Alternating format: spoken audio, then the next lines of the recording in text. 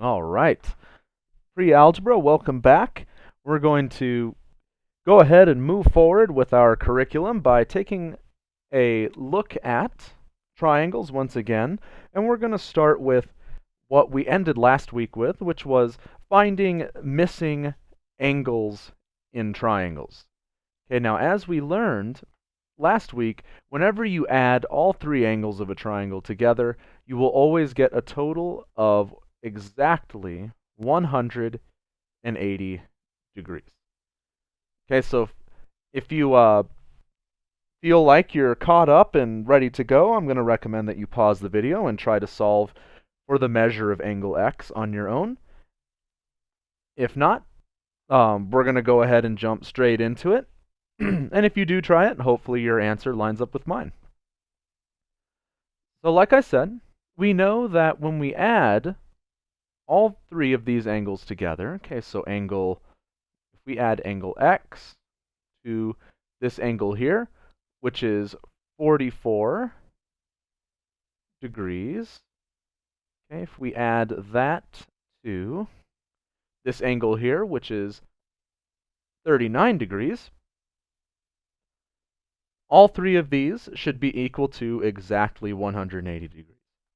And now we can combine that information with what we covered earlier in the year regarding combining like terms and using inverse operations to balance equations in order to solve for angle x. Let's go ahead and do that. So I look on the left side of the equal sign here, and I see that we have two like terms that we can combine together. Okay, so 44 plus 39 is going to give us 83. That's going to give us 83. And there's nothing to combine the x with, so we're just going to bring it straight down. Okay, and that 83 is positive. Okay, and on the right-hand side of the equal sign, there's no like terms to combine it with. Remember, like terms must be together on the same side of the equal sign in order to combine them. And now, this problem has shifted from being a geometry problem to a basic pre-algebra question. Okay, we have our variable that we are solving for right here, and one number that we need to cancel out so the variable can be all by itself. Okay, and as we know, we cancel numbers out by forcing them to equal 0. And for something that is positive, okay, or being added, we're going to use subtraction in order to make it equal 0. Okay, so if we subtract 83 from positive 83, that's going to cancel it out and make it equal 0. And of course, the rule of equations states that whatever we do to one side of the equal sign, we have to do the exact same thing to the other side. Okay, so we're going to go ahead and subtract that, and we're going to end up with x equals 180 minus 83, which gives us 97 degrees. Okay, 97 degrees. And there we go. We're all finished. And if you want to double check to make sure that your work is correct, you're going to go ahead and replace x with 97, and you want to add all three of those together to make sure that it equals 180. Let's go ahead and do that real quick. I'm going to scoot this over here. So 97 plus 44 plus 39 equals 180. Okay, so that means that we have in fact done it correctly, and we are ready to move on. I'm going to skip this slide, and we're going to go here to our title slide, okay? And we're going to apply, we're going to take what we learned last week with the interior measure of triangles, and we're going to increase the difficulty just a little bit by looking at a special type of triangle known as the isosceles triangle. Okay? And my goal by the end of this video is to have you all able to verbally explain how the anatomy of an isosceles triangle makes it possible to calculate, all three angles with only one being given to you. Okay, so in most triangles, in order to be able to do this, okay, in order to find a missing angle, you need to know at least two of them. Okay, well, I mean, if you know more than two of them, then there's nothing to solve. So I guess the point is, in order to find a missing angle in most triangles, you need to know what two of the three angles are. With an isosceles triangle, because of the way it is structured, you actually only need to know one of them in order to find, any of the other two. And I want to remind you, kind of like how I did in the last video, that we are focusing on angles, okay? Which means we are not dealing with the Pythagorean theorem at all in these problems, okay? Pythagorean theorem has to do with side lengths and finding missing side lengths, and that's not what we're doing in this lesson. So please do not worry about using Pythagorean theorem, okay? It is not necessary and actually not applicable to the new content for today. Okay.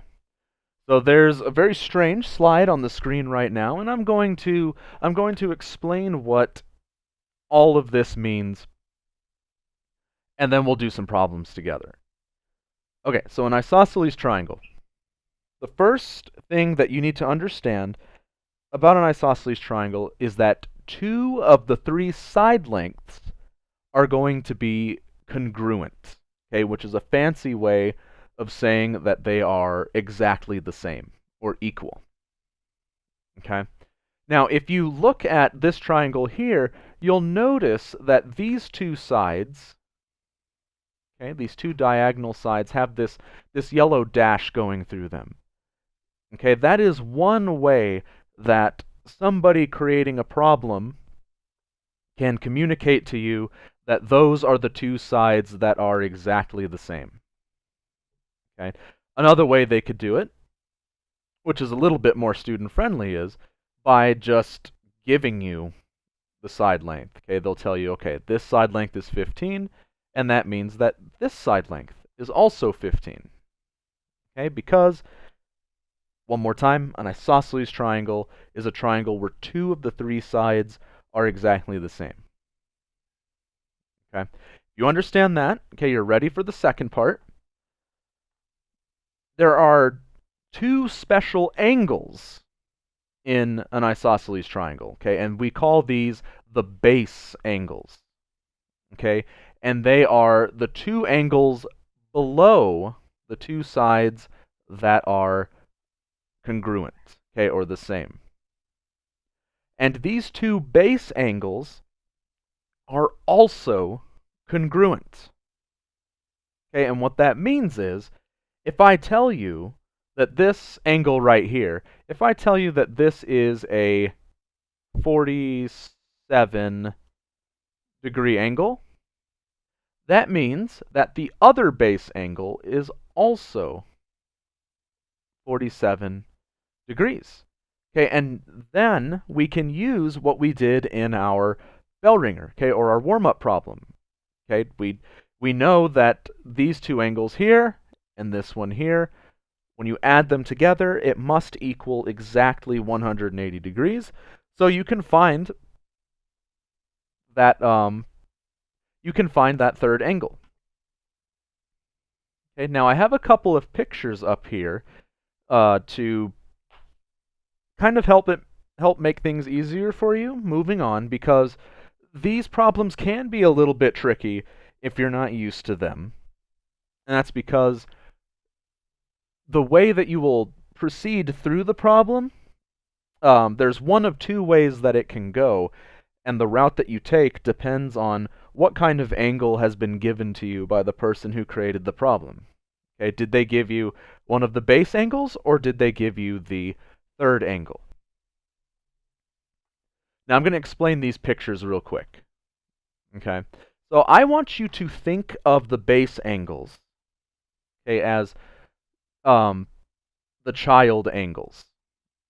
Okay, and what I mean by that is these are two kids, and as you know, with most kids, okay, if you treat one of them differently than the other one gets upset. Okay, so for example, if I have a snack and I give one child a little bit more of the snack than the other will be upset because they feel that they're being treated unfairly. Okay? That is exactly how the two base angles in an isosceles triangle work. Okay, if you give one of these angles here, more or less degrees than the other. Okay, so if I say this is a 49-degree angle and this is a 47-degree angle, now they are upset. Okay, you've done it wrong. And it's because they must be congruent, okay, or identical, which means if this is 49 degrees, this must also be 49 degrees, okay, in order to keep the child angles happy. The third angle is what I call the hipster angle. Okay, and the hipster angle has to be the one that is different. Okay, the hipster angle wants to be as different from the other ones as possible. And you can tell which angle is the hipster angle because, oops, that is the wrong line tool, because it is the angle that is formed by our two congruent sides. Okay, so these are the two sides that are the exact same length. That means that the angle formed between them is the hipster angle. Okay, the one that needs to be different. Okay, so what we're going to practice first in every problem that we do together is we are going to first identify which of the two angles are the child angles and which of the three angles is the hipster angle. Okay, so I'm giving you a little bit of a clue right here. Okay, so we have our triangle right here. It is, in fact, an isosceles triangle. And we can tell because if you look here, the problem is telling us that this side length right here is equal to 12. And this side length over here is also equal to 12. Okay, and therefore, we know that this angle right here is our hipster angle. And that means that these two down here are the child angles, okay, or the baby angles, whichever one you want. Okay? And so, we know that if this baby angle right here is 55 degrees, that means that the other angle, okay, in order to keep them happy, is also 55 degrees. Okay, and that means that this angle up here, okay, the hipster angle, we know when we add both of these together, and the hipster angle that it needs to equal 180. So when I add these together, that gives me 110. And I subtract that from 180, and what's left over is 70. Okay, so our hipster angle right here is equal to 70 degrees. Okay, the one that needs to be different from the other two. Now, before we move on, I want you to understand that the hipster angle will not always be the one that is on the top. Okay, and one of the things that makes these problems a little bit tricky is the triangle will be rotated and shifted and pointed in different directions. Okay, so you cannot get into the habit of thinking that the hipster angle is always the one on the top. Okay, and here we go. This is an example of a triangle where the hipster angle is not on the top. Okay, so we take a look at this right here, and I see by looking at it that this side here in yellow is equal to 17, and this side right here is equal to 17. Okay, and remember, the hipster angle is the one that is formed between the two congruent sides. So our hipster angle is right here, and that means that our baby angles are these two. Okay, baby angle and baby angle. Okay, so if I tell you that this angle right here is 45 degrees, and I ask you to solve for this angle right here, even though you've only been given the measure of one of the three angles, you do in fact have enough information to make it through the rest of the problem. Okay, because we know if this angle right here is 45 degrees, that means that this angle here is 45 degrees. Okay, and then we add them together. Okay, so 45 plus 45 gives us 90. And if we subtract that from 180, that will give us the measure of angle x, okay, which is the one that we are looking for. That means that this is a 90-degree angle. Okay. Got a different one here. This screen is really bright. I was not expecting it to be that bright, even though I made it myself, so I don't know why I'm surprised. Okay, so let's take a look at this triangle here. Go ahead and pause the video, and I'd like for you to try to identify which of the two angles are the baby angles, okay, or the base angles, and which angle is the hipster angle. Okay, I'm going to assume that you've tried it at this point. So I can tell by this side being 8 and this side being 8 that these are our two congruent sides. This is the angle formed between them. That means that this is our hipster angle, which means that the other two angles are the base angles, okay, or the baby angles. Okay? And if you can do that, and keep in mind why we call, or why I'm deciding to call the base angles the baby angles, okay, in that they must be treated equally, it should make doing these problems a little bit easier. Let's go ahead and transition to con real quick. Okay, and we've got an example right here. I'm going to zoom in a little bit, because it's a little bit tough to see. I'm going to pull up Active Inspire, and I'm going to do that so I can draw all over the screen. All right, so find the value of x in the triangle shown below. You might need a calculator. When it says that at the top, that means that you absolutely may use a calculator if you are a student in my class. So again, let's start out by looking at the triangle and let's figure out which of the two are the base angles and which is the hipster angle. So I see that this side length right here is equal to 3.5. This side length here is equal to 3.5.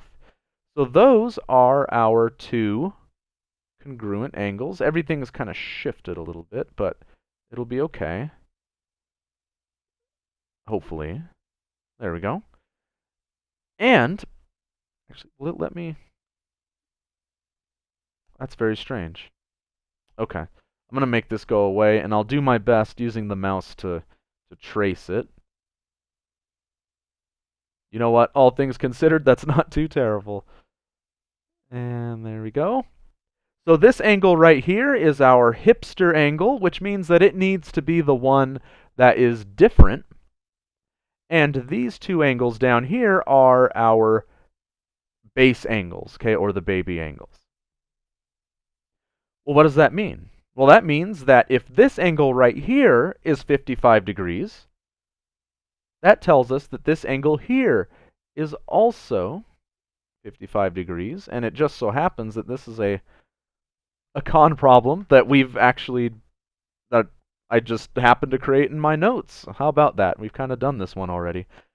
So we add those together, subtract it from 100, and that 180, and that will give us the measure of angle x. So 55 plus 55, 5 plus. It's going to give us 110. And in order to find the hipster angle, we're going to subtract it from 180. That's 110. And that's going to give us 70 degrees, just like in the example that we did in our notes. Okay, so 70 degrees is the measure of angle x. We hit check, and it is correct. Lovely, lovely. Okay, let's clear the screen, and we will do one more together. Okay, so let's start out, as always, by identifying the hipster angle and the baby angles. Okay, so I see that these right here in green, these are the two sides that are exactly the same. That must be our hipster angle, which means this angle here and this angle here are our base angles. Well, here's how we'll approach this. We know that altogether, all three of these angles need to be equal to 180, right? Well, we've used up 32 degrees in that angle there. So if we subtract it, it's going to give us 148. And we know that because these are the baby angles, and if we don't treat them equally, okay, if we don't give them an equal number of degrees, they will be upset and we will have done the problem incorrectly.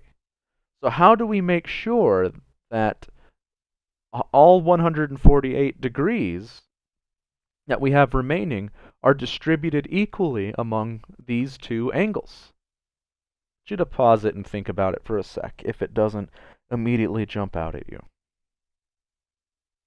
Well, what we're going to do is, if we want everything to be divided equally, we're going to use division. So if we divide 148 by 2, that will give us the exact measure of both angles. 7, 14, 0, and then we bring down the 8. It's going to give us 4. No remainder, so we know that both of these angles here are equal to exactly 74 degrees. That's 74. This angle here, the one that we're solving for, is also 74 degrees because it is one of our base angles. Let's double check. 4 degrees. And there we go. All right, I'm going to end things here.